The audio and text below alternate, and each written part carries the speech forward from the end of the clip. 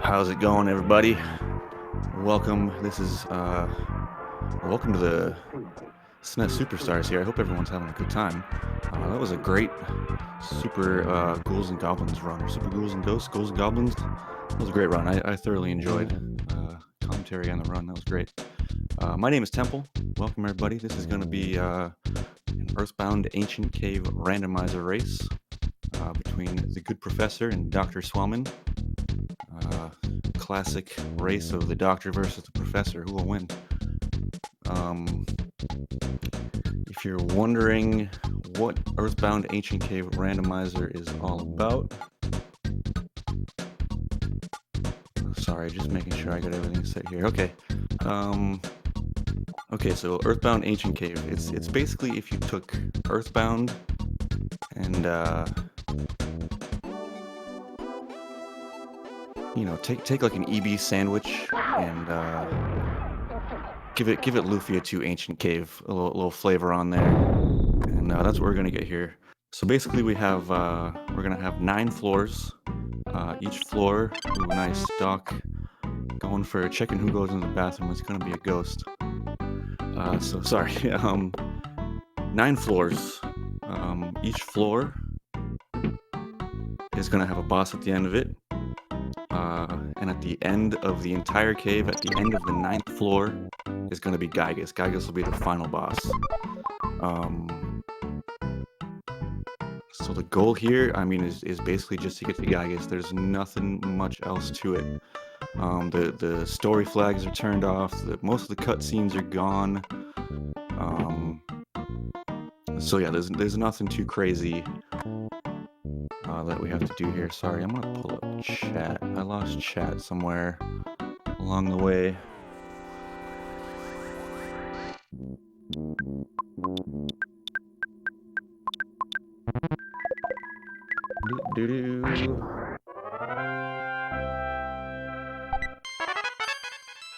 Hop out.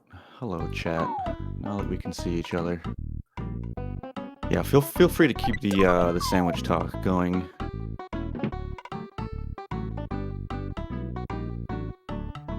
In chat. Oh, there it is. Okay. Thank you, mods. I did find it. Okay. Hello, chat. Yeah, feel free to keep the sandwich talk going. I was enjoying that quite a bit. So yeah, don't feel bad if you get kind of lost here and don't know what's going on. It's okay. I'm gonna try to keep, things at least on course a little bit. So as I said, there's 9 floors. The players are gonna start on floor 1 here, obviously. And there's a couple things you'll notice kind of right off the bat. Obviously, the sprites are different. We have a pretty cool custom sprite sheet that people can choose from, as well as all the other kind of playable characters and NPCs in the game. So that's one thing you'll notice, kind of interesting playable characters. We also have all 4 players in the party. So we just start off with a full team, similar to other randomizers that kind of just start you with a bunch of things. We have the full party, Ness, Paul, Jeff, Pooh, and in turn, we also have the items they start with, so that's why you see that teddy bear at the end. Paula starts with a teddy bear. Jeff's gonna start with his big bottle rocket and a ruler and a protractor, all that good stuff. We're also starting with $100. That's kind of at the grace of the devs, in case we were okay. So Doc's kind of hit something nice here. One thing you can tell as to what floor you're on and what you're up against is these hint guys, and they kind of pop up all over the place. A common question is, well, how do you tell what floor you're on? And there's a few ways. And those hint men are definitely a good way. Oh wow, Doc, bit of a scary fight here. So there's a few ways you can tell what floor you're on. Obviously, the hint guys will tell you. The hint guys will also tell you every boss you're up against, which is what Doc was checking out there, which is crucial information to know. You can also tell where you're at based on the items you're getting, which enemies you're seeing. So the cave will scale as you move along. Floor 1, 2, 3, 4, 5, 6, 7, 8, 9. It's gonna scale upwards in terms of difficulty, items you can get, things like that. So, okay, so Professor's gonna find that Hitman 2. He's gonna figure out which bosses he's up against. Again, crucial information. So you might be asking yourself, okay, so there's 9 floors. What do these floors consist of? So the floors will be shuffled rooms. So the doors aren't exactly randomized, or yeah, it's not really rando doors in a traditional randomizer sense. There is kind of a flow and a consistency and a linearity, you know, between floors. They're just different from the vanilla game. So it kind of looks like you're hopping around, and you are, but you're still kind of on the same floor generally. Ooh, Doc's got a tough fight he's got to contend with here. These protoplasms can be pretty tough early on. Looks like he's either found some items. I haven't been keeping exact track of you know, the items they've found, but there are some pretty sweet items you can get early on. And in terms of like key items or anything like that, or trackers, you know, and like things like that, there's nothing that we have to have to fight Gygus in terms of, you know, we're not going to get gatekeeped by anything. We don't have to have a specific key or an item. We literally just have to find Gygus. So there's no key items we have to find necessarily. We just have to find some really good items that make Gygus a little easier to deal with. Those items typically come later in the run, but yeah, there's no key items we need. We literally just have to find Gygus and kill it. That's literally it. I mean, you could find Gygus, you know, within the first 10 minutes. It is possible. We can discuss skips. Skips will be something we discuss a little later. There'll be no skips on floor 1 here, just for the sake of marathon. We can kind of set a flag where we won't start skipping until after floor 1, just because there's kind of a lot to cover initially. So yeah, we're just kind of walking through the floor here. The runners are just kind of poking their way around, looking for items, trying to find their way to the floor 1 boss.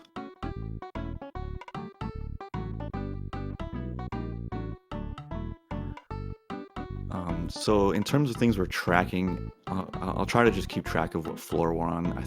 I think that's really the most important thing, is the floor both runners are currently on. We don't have to really keep track of items or anything. I mentioned before there's some good items that we need that are going to make things easier when fighting Gygus at the end. Those items are typically high-tier pendants, the Earth Pendant, the Night Pendant, and to a better degree, the Sea Pendant, Star Pendant. Those are going to help us survive insta-death flash attacks that Gygus likes to throw around. We're also looking for damage, any kind of damage output, super bombs, heavy bazooka, what else? Starstorm is really good for Gygus. So we're just kind of trying to collect these pretty, you know, important items. They're not key, but we kind of need these items. We got to kind of find them along the way, just so Gygus can go pretty smoothly. So yeah, we'll kind of cover that later. You typically don't see those items until much later in the cave. These runners are, I'm sure at this point, just trying to get forward. I mean, I think that's really the MO early on in the cave, is to just push. You're not particularly looking for items too much. I mean, they're helpful, but like I said, the items scale. So a lot of these like floor 1, 2, 3 items are just gonna kind of be early game, not very good items. I mean, they're helpful. You can tame enemies a little easier with some of the items, but really the juicy stuff is a little later. I get the feeling from what I've seen so far in this floor that the runners are closing in on the end of this floor. Yep, here it is from Doc. So here we're going to have the first floor boss. You're going to see, well, the text goes by pretty quick. The floor 1 boss here. So that's kind of how another thing you can tell where you're at. Maybe you just find a room with a sanctuary boss, and he just tells you what floor you're on. Okay, so Doc's going to be ahead here. switch to his audio. So I'm gonna go over a couple quick quality of life things you're gonna notice in the run. Um, oh, okay, Prof has also found the floor 1 boss, so we're pretty close here. So some quality of life we're gonna see, because it's a ROM hack, so we can kind of, add in a lot of cool things to it. You'll notice the text goes by really quick, super fast. I think that's about the fastest we can get the text to go by. It's called ludicrous text speed. It's kind of, if upon first glance, unreadable. But if you're paying close enough attention and running, it's not too hard to tell. Okay, I'm just trying to figure out exactly where we are here. So we're floor 2. Oh, sorry, I'm going to go over more quality of life changes. The quick text, you'll also see that the runners, the racers, they're running constantly. There was a run button initially, and now it's just auto run. You can press it, but you press the Y button to stop running. Sometimes you get a little stuck when you're running through things. But there's auto run, similar to Mother 3. So you basically have a skip sandwich all the time, which is great. Let's see, what else is there? There's an items good menu equip. So you can equip your items right in the goods menu, which is pretty helpful. Doc could take this mole for a fight, but he's just going to opt to stutter step around it. Let's see, quality of life. Oh, you just heard it. You heard that little drop sound that came out of the stream. If you press the R trigger, it's going to drop the last thing that hit your inventory, whether it was an item you got from a boss or picked up in a box. So Prof is going to go for this fight. I think that's a smart move. If he has... Okay, he has freeze alpha and freeze beta. Unfortunately not working out. Bear did not protect. Okay, he killed them all anyway. So this is going to be huge levels. One of the things that can happen in the Ancient Cave is you catch a room that has a mini boss in it just from like later in the game. And that's what both runners got here on floor 2. They caught a pretty strong mini boss from later in the game, and if you can kill it, you get a ton of XP, which is what Prof just got. I think that's going to be a huge advantage for him going into this thing.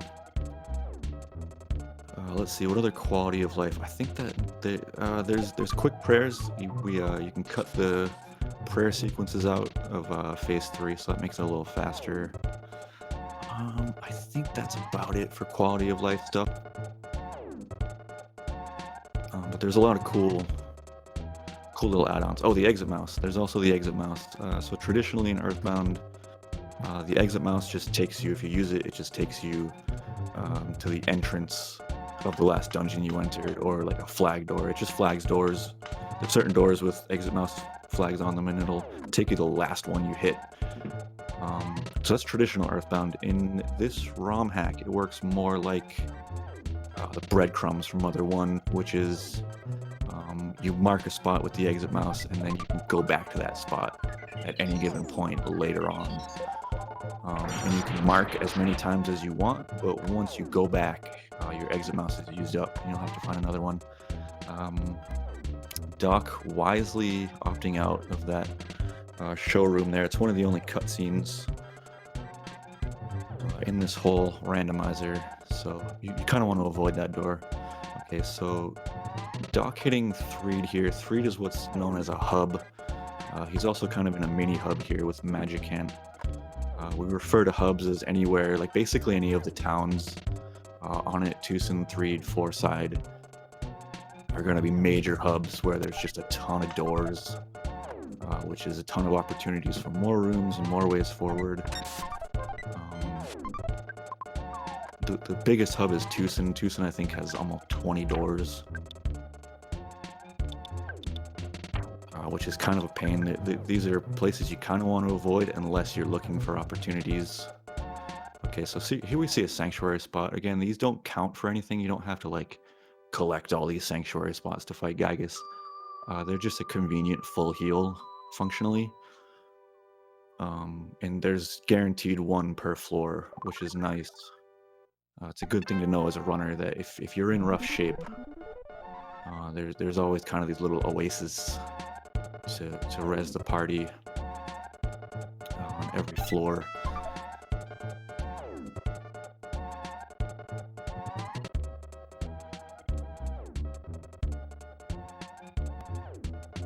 Okay, there's still Chastic in the chat.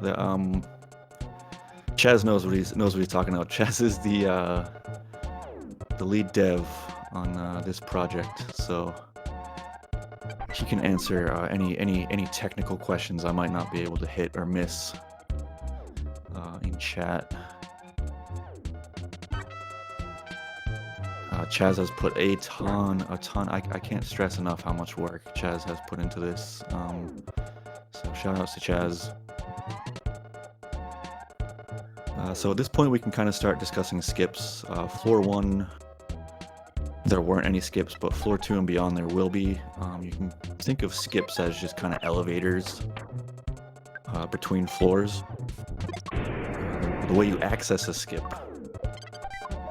looks like Prof is getting a bit of a crossover between enemies here. The way you access a skip is by moving an NPC, or getting rid of an NPC, say like the pencil, the iron pencil. Ooh, Prof getting the other side of that door that Doc hit, so he's gonna have a bit of a cutscene here. So back to skips. Moving an NPC, iron pencil, any of the monkey cave monkeys if you catch one of those rooms. So if you give them an item, they'll move out of your way, and once you move an NPC and go through a door, you've gone through a skip, which is basically you've gone through an elevator. It's gonna quick move you to another floor, which could be behind you or ahead of you. You never quite know, but one thing you do know is when you take a skip, it's never to an adjacent floor. So say we find a skip on floor 2 here, it'll never take you to floor 1, and it'll never take you to floor 3. It'll only take you to floor 4 or beyond, and you can only hit a maximum of 5 floors. So you can't just like skip right into 9 or something from too early on. We had it like that for a while, and it became kind of problematic. You'd be hitting floor 9 just way too early. It got pretty bad. So yeah, that's how skips work. We haven't quite found any yet. I might have missed one between all the explaining of things. But I don't think we've seen any skips yet. When we do, I'm sure runners will be taking it, or at least trying to if they have the items. So since skips are obviously pretty useful early on, I mean, obviously in a race setting, it's a huge advantage. So there was a skip for Doc. So he's gonna mark his exit mouse onto that skip, because that's essentially a one-way skip in the theater there. If you don't have the backstage pass, that's one way from the angle he took it from the top side. But luckily, since it's floor 2, and because, like I said, it's never an adjacent floor, he knows this is forward, which is why he's taking it. There's no way that goes backwards, and Doc knows that, which is why he's willing to take that one-way skip. Prof hitting Freed, I imagine he'll find that same skip and take it eventually when he finds it, but Doc is certainly ahead here.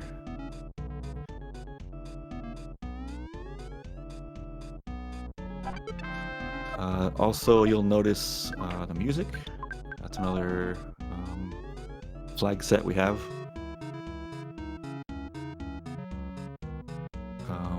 You can kind of shuffle the music around. There's a cool long list of custom tracks that people have made kind of over the years and recently. So it's always kind of fun figuring out, you know, what the game, or what game the song is from, or what pop culture reference it is. I think a lot of other randomizers do the same thing. And that's also another way you can figure out what floor you're on. Say you've heard a song you notice a song from an earlier floor and you've skipped around and you've jumped around a bunch. And you hear a song, you're like, oh, I've heard that song. That was floor whatever, floor 4. So I know that's backwards and forwards, or backwards if you've heard it before. But floor music is a good indicator as to like where you are roughly in the cave. Okay, so Doc has found an item that teaches you Starstorm. It looks like Prof is he's gonna find this door here. I imagine he takes it as well. There's no good reason not to take this door. Yeah, Prof goes for it. To the logic of the seed, it's just kind of gotta go for that skip. It does look like this is a pretty far skip ahead. Quite far, actually. Now that I'm actually paying attention to the enemies, they were on floor 2. These look like floor 6 or 7 enemies. So I think they both hit near maximum skip.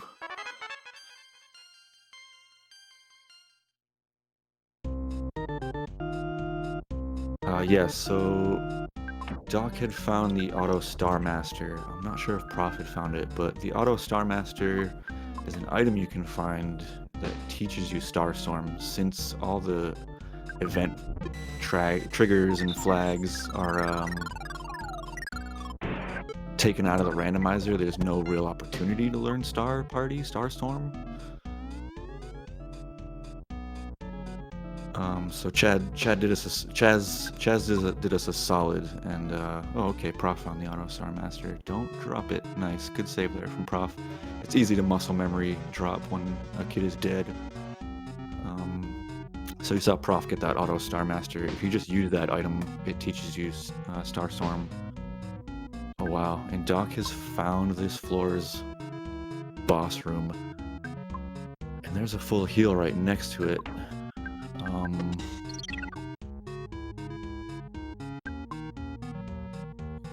See, I'm sure he goes for it. Both runners know the bosses they're up against. And I don't think it's anything too bad here. I do have a spoiler. I gotta check it out real quick.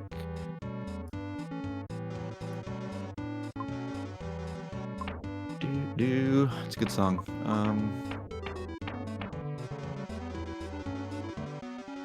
I can't find the sewers room fast enough. I imagine it'll just tell us.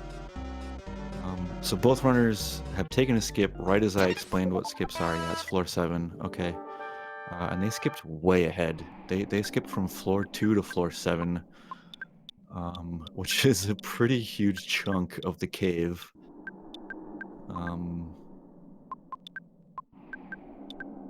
I did not see this skip when I was, going through the seeds. Yeah, this could be a bit of a tough boss for Doc, but maybe not. He's gonna go for a status. So the things with the deal with status ailments in this game is there's three major ones. There's paralysis, hypnosis, and brain shock. And the thing with enemies is they're always vulnerable to one. They're never vulnerable to all 3. So if you can kind of cycle your way through the ailments, eventually you should hit 1 theoretically. All enemy stats and vulnerabilities are also randomized. Obviously, it's a randomizer, so those kinds of things are randomized. We can kind of tweak those things a little more or less depending on the flags you run. Another thing you'll notice here is Pooh has prey. The prey mechanic kind of, or basically the character mechanics can get shuffled around. Spy, mirror, prey can be shuffled around between non-NES players. So we see Pooh has prey. So Doc is having a bit of a tough time with Thunder and Storm here, though. He should be close. I think if he just keeps freezing here, he should be fine. Freeze vulnerabilities typically in Earthbound are pretty strong. Sometimes you get unlucky and a crucial boss like this will have high resistance to freeze.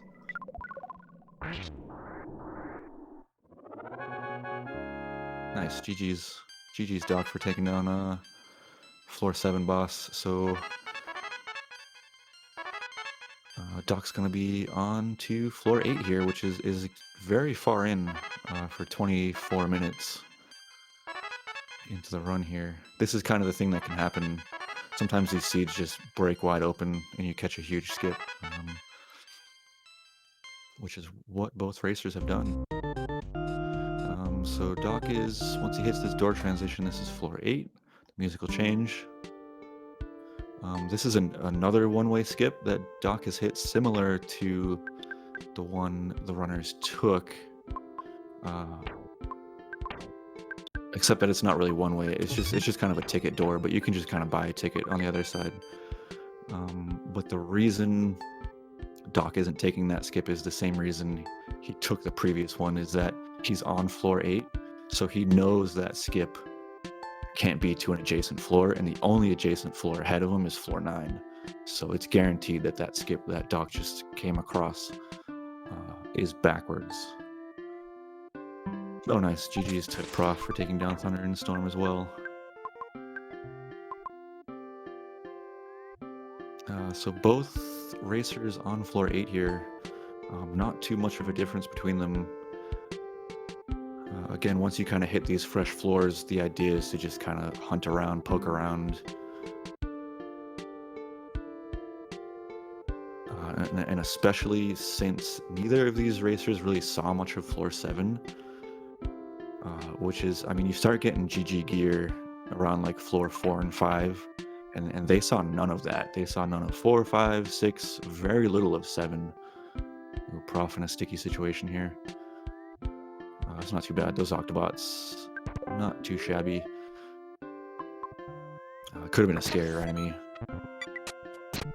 But yeah, that's kind of the risk and reward of jumping around and skipping through floors.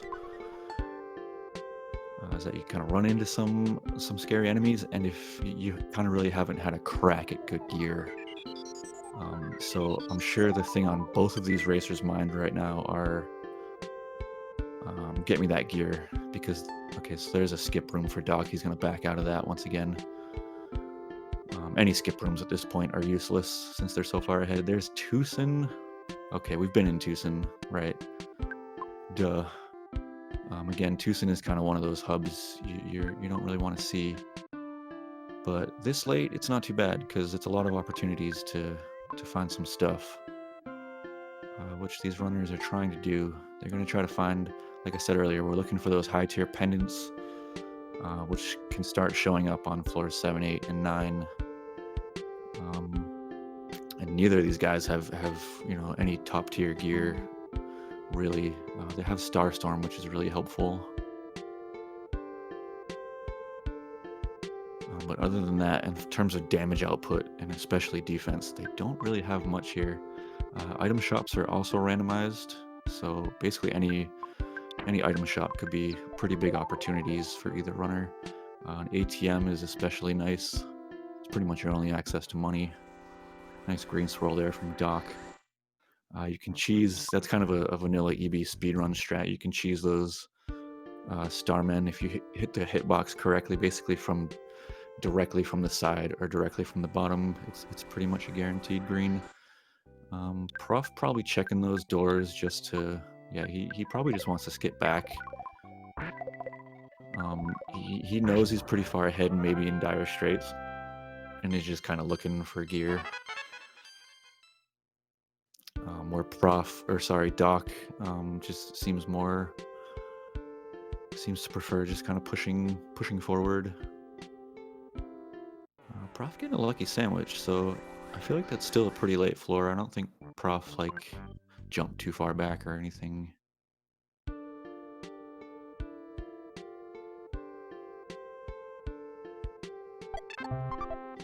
Shiny coin is really nice. You see Doc talk to that sleeping robot. That's just a randomized NPC for a bench, which is going to be at least full stats full HP and psychic points for his alive characters, which is definitely helpful. Luckily, everything's running away from him at this point. Nice. Prof finding a free full res, always helpful. It looks like Doc will hit that pretty soon. And Prof has, looks like he's skipped back from where he's from. I looked away for a minute, so he wants to jump back into floor 8 here. Unless on it was just floor 8 as well and I missed something.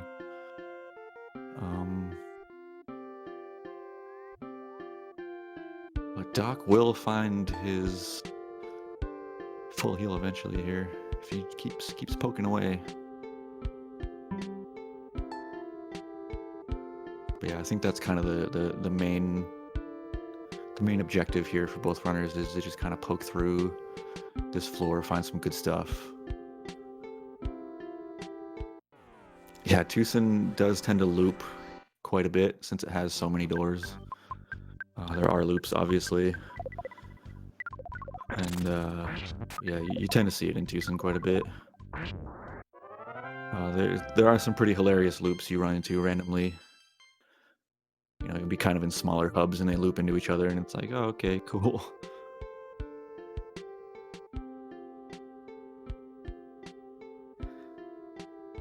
Yeah, Doc kind of back towards the beginning of the floor here. You kind of run into these huge floors, or these floors with huge rooms, and it's like you kind of lose track of the doors you checked or haven't checked. It's like, okay, where's that one door I haven't seen?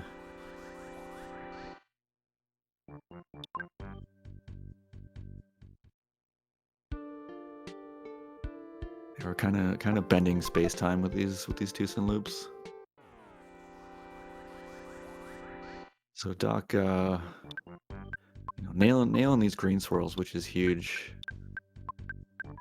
He's a well-seasoned glitchless runner, and it's a huge strat used in the vanilla glitchless run.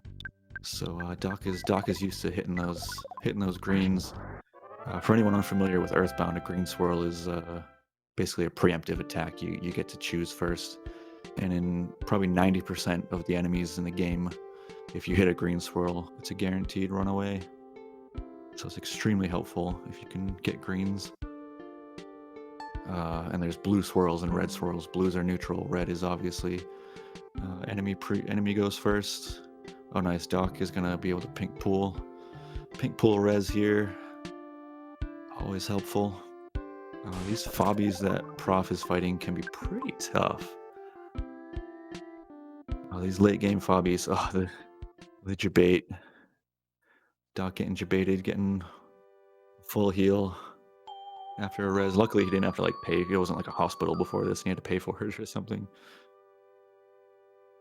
Rainy Circle, one of my favorite sanctuaries in the rando. You get some pretty cool sprites there. Pokey and a rope and a Ness head and Everdread. It's basically a rap song. Rainy Circle spitting bars right now. Okay, Doc's gonna utilize that exit mouse, get himself back into Tucson.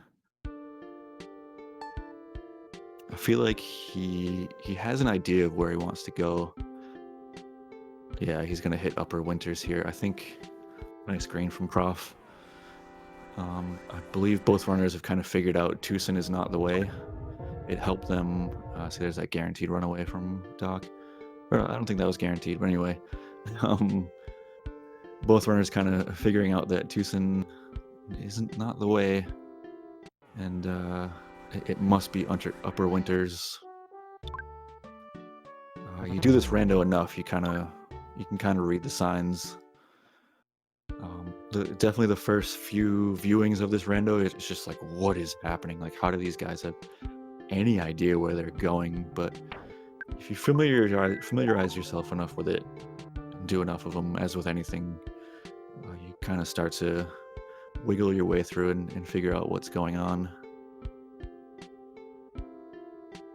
Yeah, it is. With so many opportunities in Tucson, you'd think it's got to go somewhere, right? But that's kind of the frustrating thing that can happen with this. Sometimes you check every door, and it's like, oh, it goes to nothing.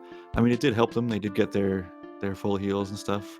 Okay, so Doc, yep, reading the floor correctly, and is gonna find this floor 8 boss.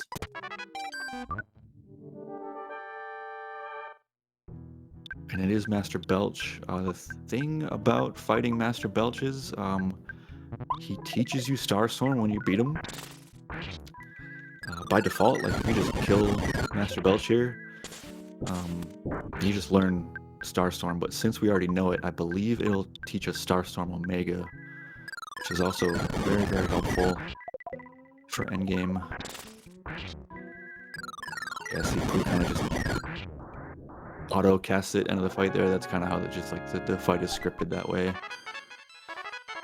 Or Master Barf, yeah, whichever one it is. I lose track of Belches and Barfs and all that good stuff. Ooh, smiley face from Prof. So we're currently on floor 8. Doc is about to hit floor 9, which will be the final floor.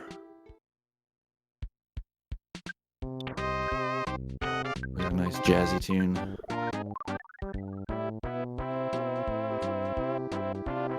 Yeah, no doggo seed. So the boss pool it picks from, there can be some kind of nasty bosses it can pick from. Carbon Dog being kind of at the top of that list. Ness's Nightmare is up there. Kraken can be pretty difficult, but Diamond Dog by far, really, really tough boss to deal with, and it's kind of the runner's bane.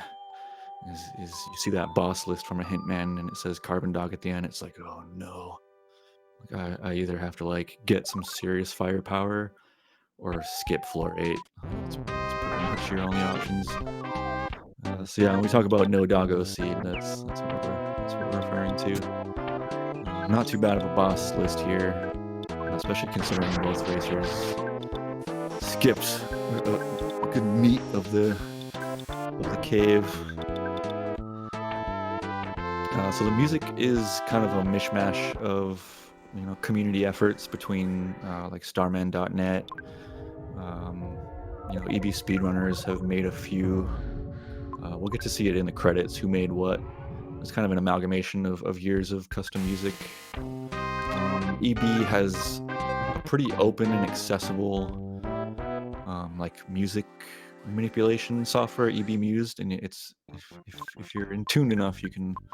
It's pretty straightforward to make custom music for EB, similar to how like Toby Fox has done with Undertale and his Earthbound ROM hacks.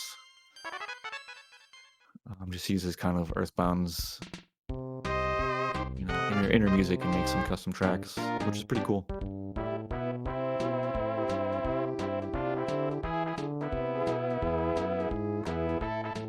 Same kind of idea with the sprites. The custom sprites are kind of years worth of effort from starman.net users and the forums and EB speedrunners. Yeah, that does sound like the casino theme, now that I think about it. I'm not 100% sure. It could just be a custom song. Yeah, we'll get to see in the credits.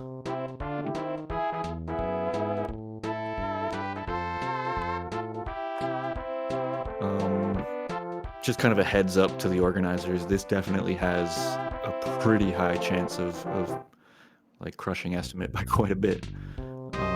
The estimate's 2 hours. Yeah, there it is. We're probably looking, since Doc is on floor 9, and I believe Prof is as well. He will be soon. There's a pretty good chance this crushes estimate. Which with a rando, it's tough. You never know what you're gonna get. You could crush a seed, or it could take over 2 hours. You never know. What skips you're gonna hit, what bosses you're gonna get, what items you find, etc., etc. Yeah, Gygas could be very mean for sure. Okay, well there you go. So Doc has found Gygas. He's going for butts, nice. Like I said, you can find Gygas anytime. The only requirement is getting onto floor 9, and you're gonna find Gygas. Typically like world record pace, quote unquote world record for this rando. You're finding Gygas like 15-16 minutes in, usually. That's about as fast as you can find Gygas, I think.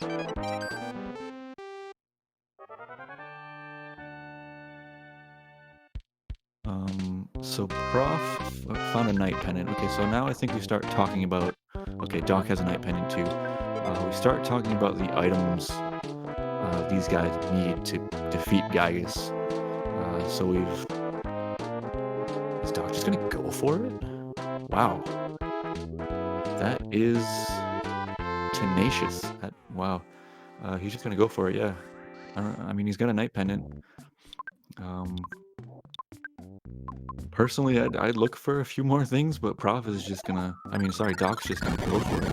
There's another randomized Rainy Circle. I love Rando Rainy Circle. Yeah, and Doc's kind of immediately punished here. Yeah, attempting Gygus with one Knight Pendant is definitely that's a tough one. Doo-doo.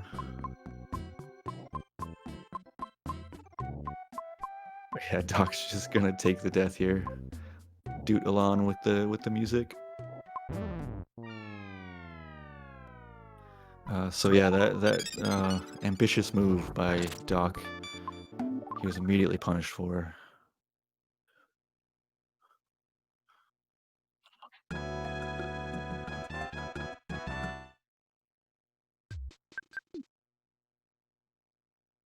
Which, yeah, facing Gygus with just a Knight Pendant, I get where he's coming from, because Pooh is kind of a one-man wrecking crew right now.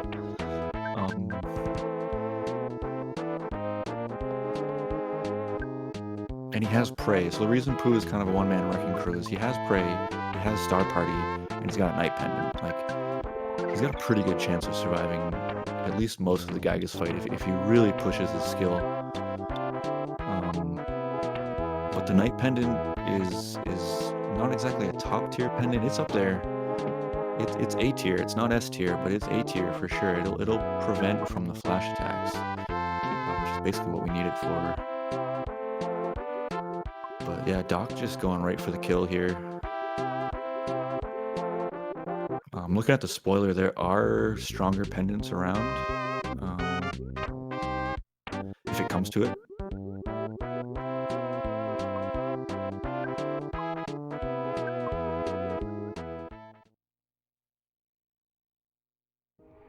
Yeah, see Doc in chat going full YOLO. It's definitely a move, you know? I'm not gonna say it's a bad move or a good move. It's, you know, it could work out. It's also extremely dangerous. We'll see how it goes for him. So Gygus here, we're gonna get 3 phases. Phase 1 is gonna be Pokey and Gygus itself. Let's see what we get for a sprite here. Oh, a worthless Proto Gygus. The old ooze. So the idea here is to kill Pokey phase 1 and survive, obviously. Pokey has randomized HP and resistances, but typically you're looking at anywhere around 2000 HP. A Rockin' Beta. Not survivable for Pooh, but survivable for everyone else. Typically the strat here is to get Pokey under a status ailment. Whether it be paralysis, hypnosis, whatever he's vulnerable to. So get Pokey on lockdown, and kind of the secondary move is to get that shield, PSI shield Sigma up for Gygus' Rockins, because those are just AoE team wipes at a certain point. Ooh, and taking down Pooh is no good. That's kind of the reason we want Pokey down. Okay, so Doc does get the brain shock off, which is helpful. Okay, we got a heal on Pooh. He must have queued that up, which was super smart. Heads up move there by Doc to queue up a heal for Pooh. So Doc does kind of have the lock he wants. It's not a foolproof lock, but he does have his PSI shield up for the Rockins, and he's got Pokey confused. Wow, that gut save on the reflect. GG. Yeah, and Pokey's resistant to freeze, which definitely hurts.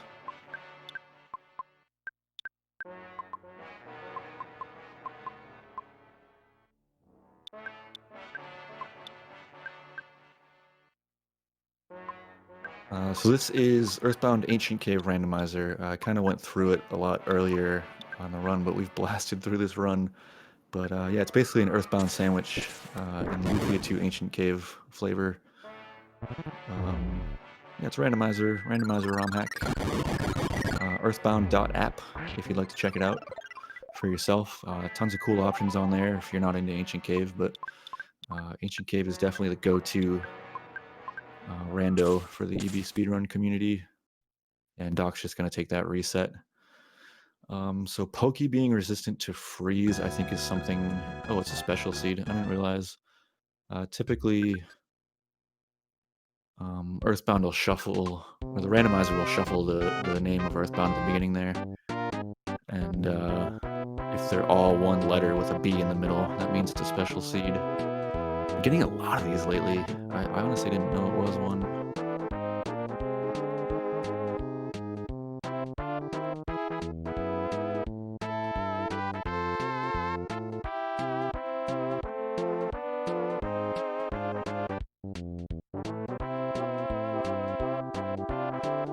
So yeah, I think Pokey being resistant to freeze really threw a monkey wrench in Doc's quick kill plan there. I think he was kind of banking on Pokey taking that freeze damage. Pokey being resistant to freeze is definitely tough, which means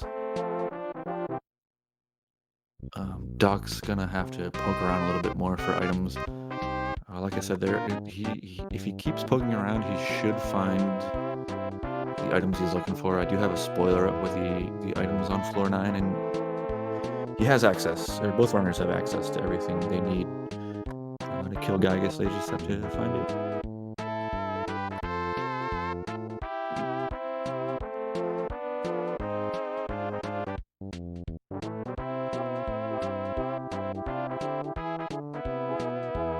I believe Prof has backtracked a bit. He's looking for some more items.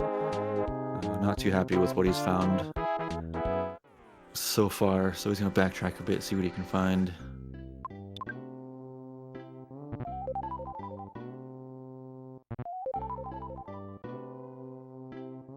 Oh, it looks like he's still on floor 9.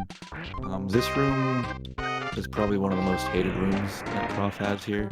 I think anybody who runs EB Randomizer hates seeing this room. It's so annoying. You walk slow and it's huge. And if you need items, the gift boxes are just like spread out everywhere. And it's such a pain.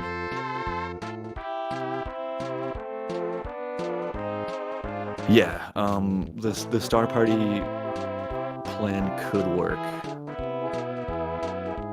That is definitely an option, just to deal enough damage to Pokey. I believe Doc is on the right course here. Yeah, okay, so Doc finding that heavy bazooka, that's the damage output he's looking for. But that also means he needs to find a way to protect Jeff throughout the fight, because Jeff, now it's not a one-man Pooh show. I think that's kind of, sounds a little dirty, but anyway, Pooh the character, he's not all in on that plan. I think that was a decent plan, but now with Jeff being the main damage output, I think he's gonna have to try to find another pendant. There we go, perfect. So I'm sure Doc is comfortable. Okay, he's gonna buy some secret herbs. Good call. Again, the vendors are randomized, so he got lucky here and found a secret herb vendor, which will be super helpful. So that's really all it took, was for Doc to just do a little bit more digging, and he found his damage output and his further protection for his damage outputter. Yeah, going through PRV this late is kind of something runners prefer not to do. It's one of those, like, I'll come back to it if I have to. Ooh, that's a tough fight for Doc. He's getting all the... Okay, so Prof did go back to floor 8. He's gonna go... Oh, he was on floor 8 the whole time. I thought Prof had hit floor 9 already. Okay. I was just confused. It's extremely difficult to keep track of both races for one person. It's usually 2 commentators, but I'm fine with doing one commentary. I just lose track of things sometimes. Trying to keep track of 2 randos.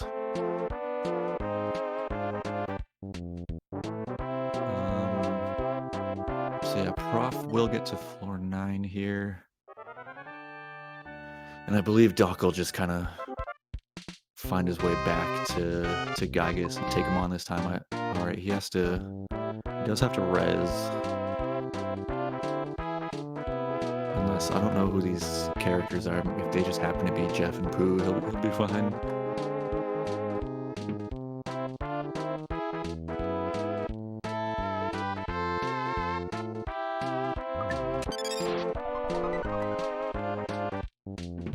Ooh, a red from Prof. No fun. Especially with a mook. These robots that Doc are fighting are kind of just more of a nuisance at this point. I imagine he'll just smash him with a... Oh no. Jeff is paralyzed. Alright, so I pretty much commentary cursed the runners, saying that they could finish super early, because Doc got kind of screwed there with some status ailments and some deaths. And Bracer of Kings, yeah, he's just gonna drop that. Kind of useless. That's another thing, like, you start finding king set items, and it's like, okay, I'm late. This is late in the seed. That's typically when they start dropping.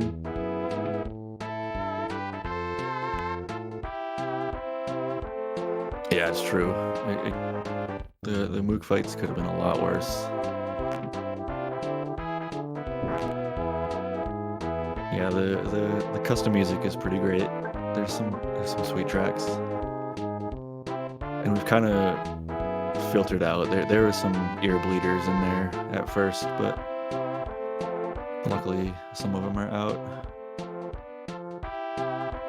Yeah, commentator curse strikes again. It's a real thing. They cruise so fast. They went from floor 1 to 2 to 7, 8, 9 in like a half hour. I was like, okay, I guess we're just zooming along. It's gonna be a zoom-in seed, but floor 9 proving to be more difficult than anticipated. Nice Doc finding the hospital he needs. I think it should take care of the paralysis too. One of these, yeah. Oh, we can only do sickness. The secret herbs? Okay, this guy does it. Sweet. Yeah, so Doc finding the hospital he's so required. So he's gonna rest kids, get that paralysis gone. It's a really fortunate room to find, considering the position he was in. What other songs? There's some good ones. Crossovers. You hear a lot of other game. There's like some Super Mario RPG songs that some runners did. There's a lot of SMT songs. I find a lot of SMT songs, a lot of Undertale songs. You know, a lot of mashups. There's a lot of really cool mashups. There's like Megalocracia. One of my favorites is Megalovania, mashed up with the Kraken theme, and there's a Johnny B. Good mashup. So it's the Frank Johnny B. Good version mashed up with actual Johnny B. Good, which is really sweet. Nice Prof finding the heavy bazooka as well. Super helpful. Heavy bazooka is one of the strongest items in the game. For anyone unaware, it's basically endless super bombs, and super bombs are just like overpowered, especially in Ancient Cave. Typical Earthbound, it's BBRs and MBRs, big bottle rockets, multi-bottle rockets, are the OP item, but only because we can access them so readily and available, and we can kind of combo off with Rabbit's Feet. But because it's a rando, and you can't bank on always getting those things, and stats being randomized, big bottle rockets and multi-bottle rockets are kind of less effective in the randomizer. They are still can be very effective. You just kind of have to get lucky and find like a rabbit's foot, crystal charm, and also find the vendors that sell the big bottle rockets. But in terms of like, you know, taking on Gygus, those bottle rockets are not very helpful. Super bombs or heavy bazookas is the preferred method just because it's guaranteed damage output no matter what. And it's the heavy bazooka is just endless super bombs. Yeah, sorry. Yeah, Earthbound, Ancient Cave, Randomizer. Everything's all shuffled around and all different. And like I said, on the Earthbound.app website, there's tons of options. There's Ancient Cave. We have an open mode, a standard mode, lots of cool options there. So if you're into Earthbound and or randomizers, I highly recommend checking this one out. It's super fun. I know everyone says that about their favorite randomizer, but this one is good. A ton of work has gone into it. It's run pretty consistently, so a lot of the bugs have been worked out and a lot of good stuff, a lot of good quality of life. Earthbound.app, like application. .app.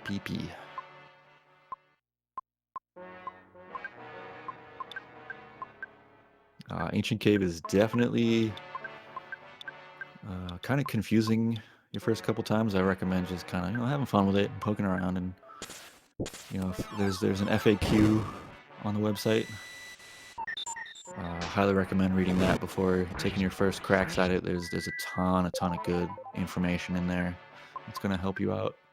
A lot of little tiny tidbits of information that you otherwise wouldn't really know. Stay hydrated. All right, so Doc taking his second crack at Gygus here. Since Pokey's resistant to freeze, he's on that heavy bazooka plan. His goal here basically is to just keep Jeff and Pooh alive. He's gonna go for that Starstorm strat.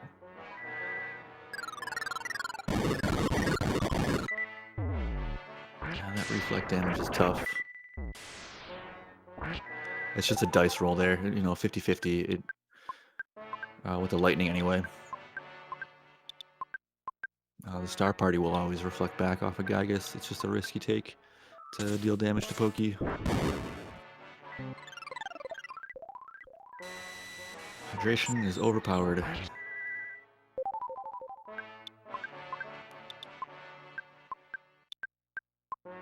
So the idea here is just plug damage into Pokey as much as possible and just get to phase 2. There we go.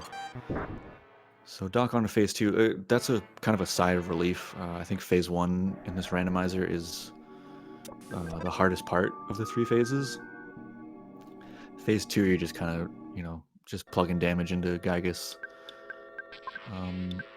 So since neither racer's got a Franklin badge, I think the idea here will be to brain shot Gygus, because Gygus has... Okay, Doc's just going for straight damage. Can't blame him. 800, quite a bit. But Gygus has a move where he can shoot lightning damage out. And with our HP being so low... Wow, yeah, that was a really fast phase 2 with Star Party Omega. With the lightnings can just do pure damage, and there's a possibility to just get hit twice by it, and it'll just flat out kill your prayer character, which is GG run. If you can't res your prayer character, it's over. Which is why I think we saw Doc buy so many secret herbs, just in case that happens. But in terms of Gygus's other attacks, they're pretty much nil here, having those high tier pendants. The flash attack won't do anything. The damage he does will be pretty low. It's just the lightnings that you have to watch out for.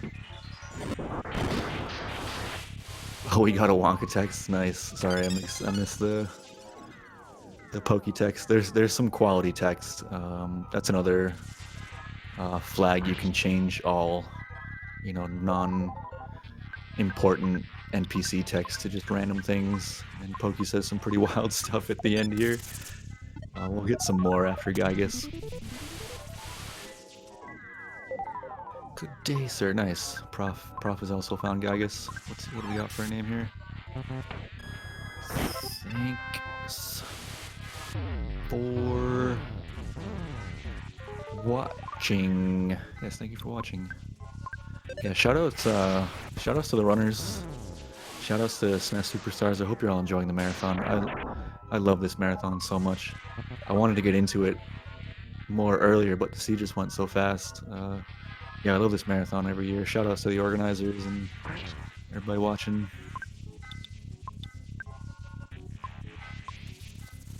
Earthbound community is always hyped to have Earthbound in the marathon. And we usually have something. You know, we usually try to get something in SNES Super Stars. We got to be represented on the SNES.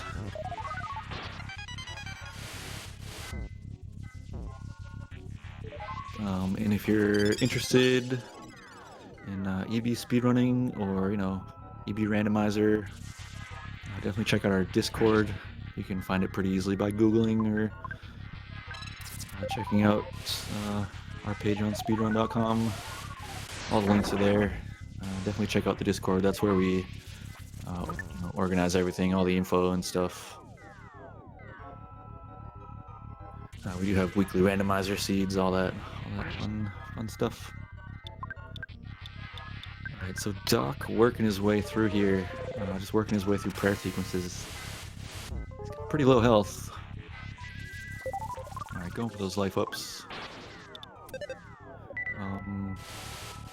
The EB speedrun community, we are running an Ancient Cave randomizer tournament pretty soon. We'll be starting that up around the new year.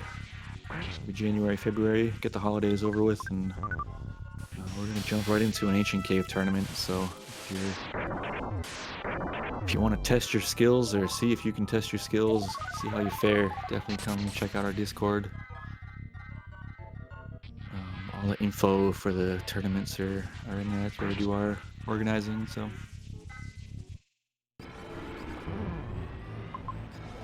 Alright, Doc pretty close to time here. Do I have control over time? I do. Sweet. Alright, so this is going to be the last prayer for Doc.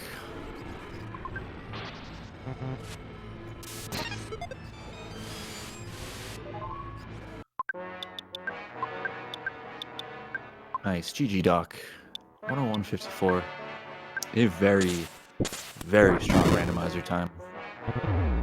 These runs typically take anywhere from an hour and a half to 2 hours. So sub 105 is a very strong time. 2 minutes off sub 1 hour, which is top tier. So solid run.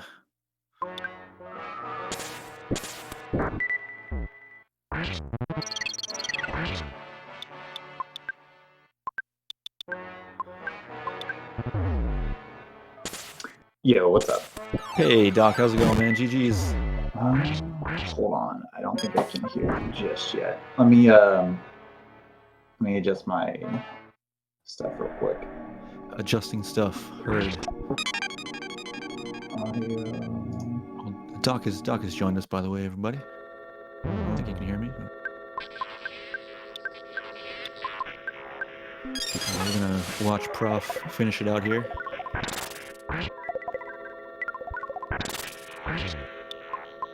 Yeah, we can hear you, Doc. All right, there we go. Yeah? All right, yeah, I had to change my output.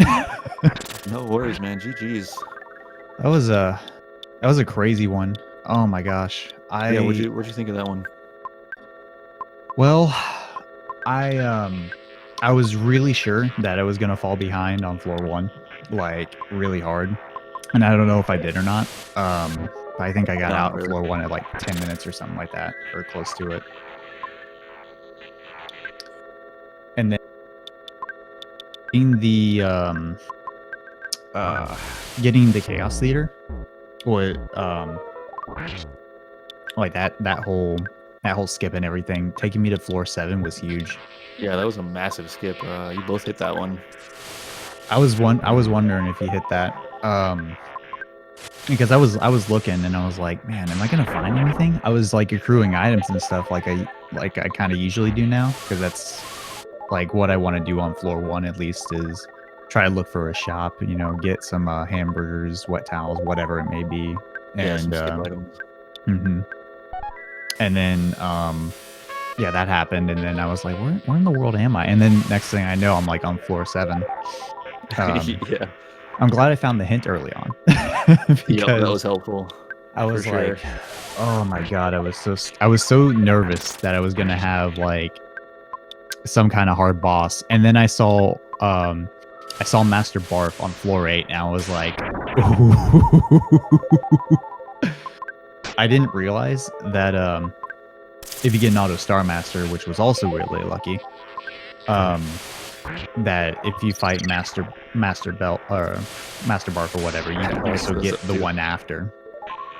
Yep, yeah, it teaches you Omega if you already know Alpha. That's really cool, because I knew about the Alpha, but I didn't know about Omega. And then finding Gygas at like, what, 40 minutes? 35, 40 minutes was... Yeah, it was around crazy. 35 minutes for sure. I went in there early because I just kind of wanted to see what Pokey was about, so that way I could prepare anyway. And obviously he had all the resistances, which was stupid. Yeah, he really did. But no, it was good because that prepared me, and it let me kind of go back through and get some items. The heavy bazooka and the star pendant were nice, and so yeah, for sure. After that, it was just me trying not to let Pooh die in the final phase. That's why I got all those secret herbs and everything. Like I got like 10 or 15 secret herbs. I don't blame you. And then the healing every turn, just because I didn't want to die. Like during the last phase, it was just ugh. Yeah, it feels bad if you wipe out during that phase 3. Professor's doing really good too. Yeah, for sure. Yeah, staying alive. It's definitely not easy staying alive this third phase. No, not at all. Without a Franken badge, especially. Yeah, that's what I was hoping to find early on, but those are just so few and far between. And then you have to hope that you get the Paula locked in her shack and everything to get that too. But right, yeah, there was a Franken badge, but you guys, both of you skipped right over it. It was, I think it was floor 4 or 5 or something. Nope. You guys ripped right past that. Oh man, that sucks. That's okay though. Made it through. Yeah, I mean, it's all that matters. The seeds I've been doing for the last few weeks and everything have really been kind of pushing my knowledge of AC Rando, and it's been really, really helping. Yeah, there's a lot to learn for sure. There's a lot of like little ins and outs that you kind of pick up along the way. Like, oh, I didn't know this, I didn't know that. You know, just kind of little things. Yeah, I think the main thing is keeping track of where you've been and keeping those mental notes and everything. It's so hard in the beginning, and honestly, that's like the biggest I think barrier to entry to Ancient Cave in terms of like completion and doing it fast. Definitely, yeah. It's really hard to get, or sorry, really easy to get lost. Hard to keep track of where you are in earlier runs. That's still a lot of fun, though. I hope you had fun commentating. Oh yeah, for sure. It went by so fast. I was like going over the basics, and all of a sudden you guys were on floor 7. Like, just explaining skips, and it was like, boom, we're skipping, boys. Wait, we're going. I think Prof has got a rip here, unfortunately. Oh no. The transition. That was really close too. I didn't notice if he was going for the range shock strats or not. They're trying to. I don't know. Nice player name, by the way. Hey, no worries. You know, I had to represent.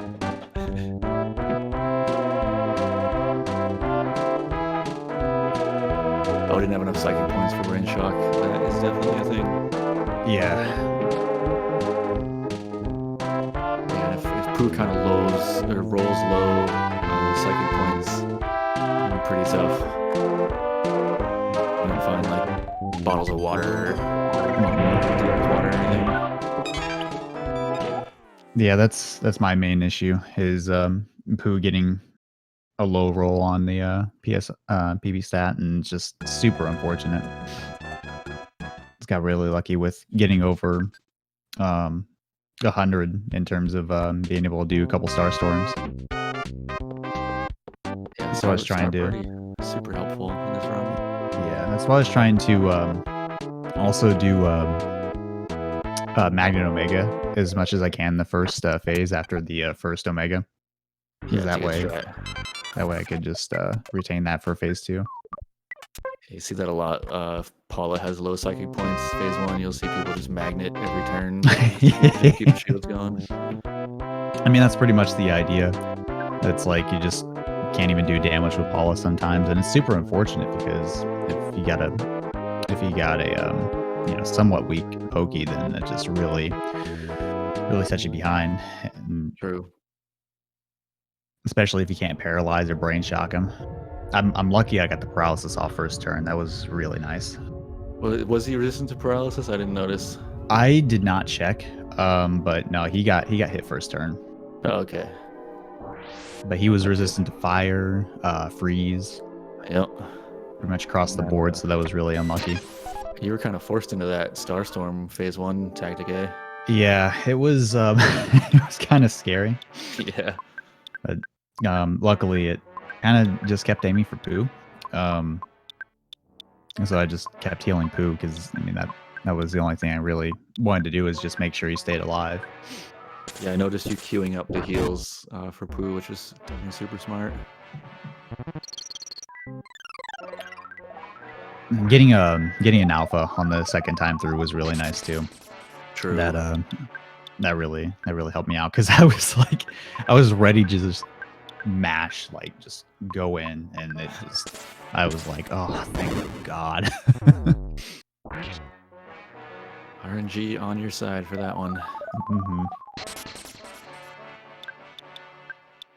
Alright, so Prof dealing with phase 1 here. Like I said, this is, I think in this randomizer, the scariest part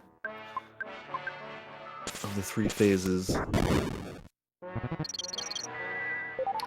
Phase 1 is definitely pretty crazy because of all the AoE damage that you can get hit with and everything. It doesn't even matter if you have any pendants on or whatever. I mean, it's just the Rockins can absolutely destroy you on turn 1.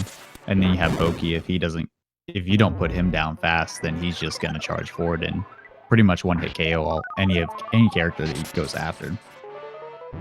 Yeah, it really is just dealing with Pokey. You can be such a jerk sometimes. Prof got that paralysis off right before Ness died, so pretty fortunate. The healing gamma not working is pretty bad. Oh, he does know healing gamma. Nice. That's always. He learned it pretty early this run, believe it or not. I think it was just. Yeah, I think it just ended up being that at least for me, I got a lot of levels on Paula and Pooh due to them soloing Thunderstorm. Oh, yep. Took that boss on alone. That was scary too. I thought I was gonna die, but I got lucky on the solidifies and everything. That was looking pretty sketchy towards the end of the fight. I was like, I noticed pretty early on one of the main different routes you guys took early was that you both ran across that mole cave early, and you decided not to fight it, and Prof did. I thought that was going to be more of a difference than it was, but he caught a lot of a lot of levels early. Yeah, I think the main thing is if you can kind of avoid doing that, then maybe you should to get the levels later on in just another fight. But it also is really good to have those levels early. It's the same thing with the Shatter Man. Right. Getting on floor 1 is like huge. Yeah, I mean, like the robots or anything, you can level pretty heavily. So that's probably something I need to I need to be thinking about, because that didn't even cross my mind. I was just going for the item and then just trying to find the floor 1 exit as fast as possible. Yeah, it's something you definitely saw it a lot in last year's Super Series, especially with Andy. I think that's how Andy caught either world record or a lot of his super low times, was that he found, like you said, a Shattered Man or a mole early and just went for it and caught a ton of levels. And it's pretty easy because you already have, you know, freeze beta on Pooh, so you can pretty much just 1 turn, maybe 2 turn the mole. Yep, and with the bear, you got the bear too, so super helpful. Yeah, for those interested in this, it's amazing. It's amazingly fun. Like, you can just throw hours away at these seeds and whatnot, and they're different each time. We got the different custom music, different sprites. It's just so much fun. Prof having a hard time here. Yeah, Prof struggling with the phase 2 prayers is kind of a common. Sometimes that's just what you're down to, is praying it out, getting that 1 in 16 to res the party. Hey, there it is, as I say it. Commentary. There we go. Blurs. I think it was a little bit behind there. There we go. But yeah, this, like you said, the randomizer is super fun. Definitely recommend checking it out. It can be a little bit confusing your first couple times, but once it clicks, it's a really, really fun time. No, absolutely. Earthbound.app, if you want to check this out. Earthbound.app. There's plenty of randomizer options there. And it's a whole new iteration. We had a reshuffler years ago, and it was pretty buggy and wasn't really worked on too much. And this one's been reworked from the ground up, and it's very solid. Even just the open modes and stuff are pretty incredible. Yeah. They're pretty safe and fairly bug free. You're not gonna run into there's a lot of problems with the old reshuffler. With sprites and things. So, and Stochastic is the lead dev. He puts a ton of work into this and is pretty open about dialogue and ideas and stuff. It's great. It's great to have a dev that's willing to communicate with the runners and yeah, he's a legend. None of this would have been possible without him and the previous devs and everything like that. It's just incredible. And there's even it's cool with the website. You can even plug the quality of life into vanilla Earthbound, so we call it Runbound. So you can plug all that running and quick text and all that stuff, and just play Earthbound kind of in a 2020 modern way. It is awesome. That's what we do for kind of a subcategory off the main boards, is something called Runbound, and it's pretty much just those extra quality of life things. But thrown into just a vanilla game. I believe I ran that for last year's SNES Super Stars. Oh yeah, you did. I remember that. And that is what I used was Earthbound.app to get those patches in. It's kind of nice, even if you don't want to deal with the cumbersomeness of old Earthbound. You can apply those quality of life and make it a little more fun experience. And the run's a lot safer too. If you decide say do run bound glitchless over regular bound glitchless, it's the instant text and everything. It just makes it go by so much faster, and you honestly don't really have to worry about dying. It's pretty sweet. Looks like Prof about to finish here. PP. Let's get it, Prof. That Gaius is rough. Yeah, it was kind of a tough Gaius fight. I've seen you both go through it. Yeah, that was I finished 27 seconds faster than my average. Nice. So I'll take that. GG Prof. Yo, GG.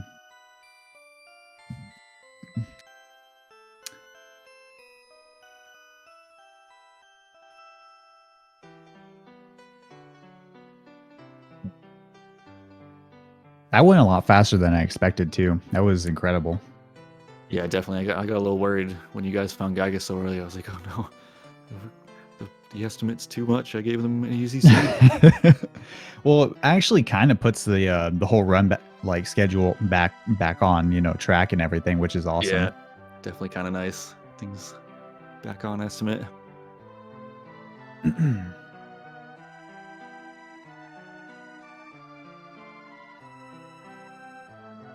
Let's see.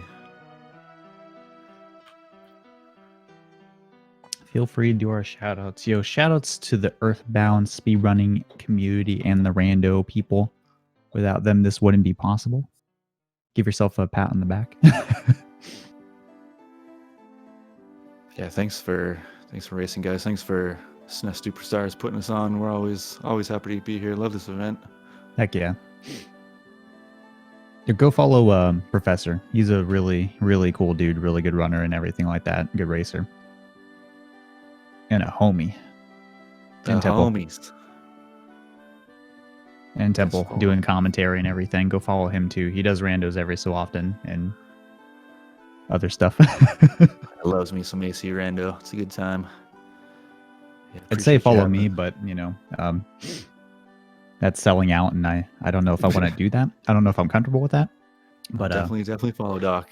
Go follow me. And yeah, check out our Discord. Like I said, if you're interested, check out the Earthbound app website. All fun stuff in there.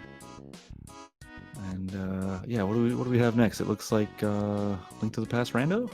Oh, Randomizer. That's good. Yeah. Well, thanks everybody for having us, and enjoy the Link to the Past. Enjoy the rest of the marathon, folks. Thanks for having us again. Oh, it's just vanilla. Sorry, my bad. Whoops. Okay, I think we're good.